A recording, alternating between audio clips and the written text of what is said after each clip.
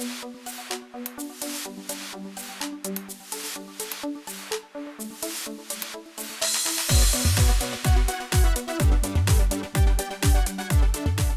Easy Agent Proers, welcome to this episode of EAP TV. I'm Tyler, and today we're going to be talking about why ROI and tracking that just really isn't that key for like 90% of agents. If you look at that, maybe you're sitting there, you're newer, or you've been in the business like 5-10 years, and you're trying to figure out where all your business comes from. Maybe you're just getting into online marketing, looking at social media, ads, blogging, content, all that stuff. And you're thinking, oh, this is really cool because then I can track all of where my business comes from. And I don't think that that is a really realistic thing that you can read. You read that all the time in the media. You read it on Inman, you read it everywhere. And to me, that's just not realistic at all for 90% of agents. And the reason is really simple. There's just a report that came out. Here's a graph. NAR is showing that the average buyer on the market is looking, right, for like 10 to 12 weeks. And so let's say 10 to 12 weeks, I think most agents, 90% of them, are too short-sighted to realize that something they did 10, 12, and that's the average, right? If the average is 10 weeks, that means there are people out there looking for a year, looking at real estate for 6 months, before they're actually even contacting someone, right? And so if you're looking and trying to track some ROI, you're going to be struggling to figure out what you did 10, 12, 15 months ago to impact your sales today, right?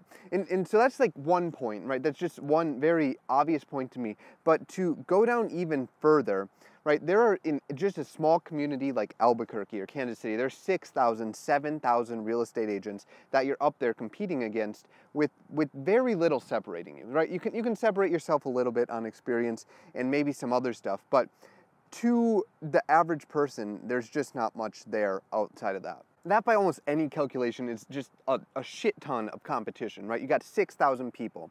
And so if you can't track long enough, because the average human, the average agent just can't think back to what you were doing 12 weeks ago, marketing-wise, right? What blog you did, what video you did, what ads were running 12 weeks ago. And you have all these people doing stuff. Maybe they saw a video on Facebook. Maybe they saw a video on YouTube. You can't track that, right? If you have a lead site, we have this cookies app, and that can track people who visited your blog and stuff on your website. And if you have lead capture on your IDX, you can see what houses they did. But I would guarantee, because it's the same in our business, 80% of your sales are coming from people that you straight up can't track.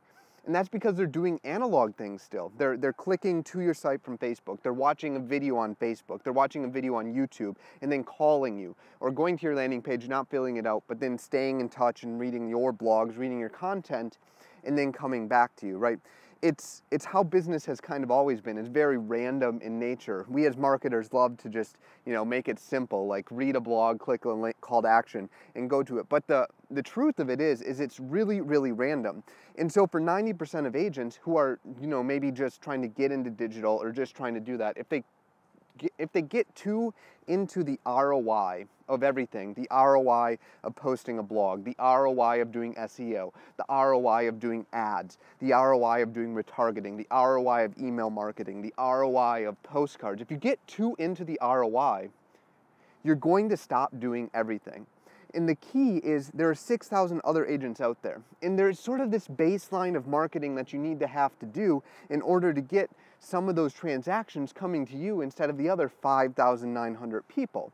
And so, in my perspective, you have to do this stuff. You have to do video blogging. You have to do blogging. You have to do SEO. You have to do ads as a baseline measure to attract those people. And then after doing that for a certain amount of time, you can then start looking at the ROI of those things compared to one another. But if you try to look at the ROI too soon, too quickly, before you give those things time to mature and develop into marketing plans, you're just going to choke yourself off.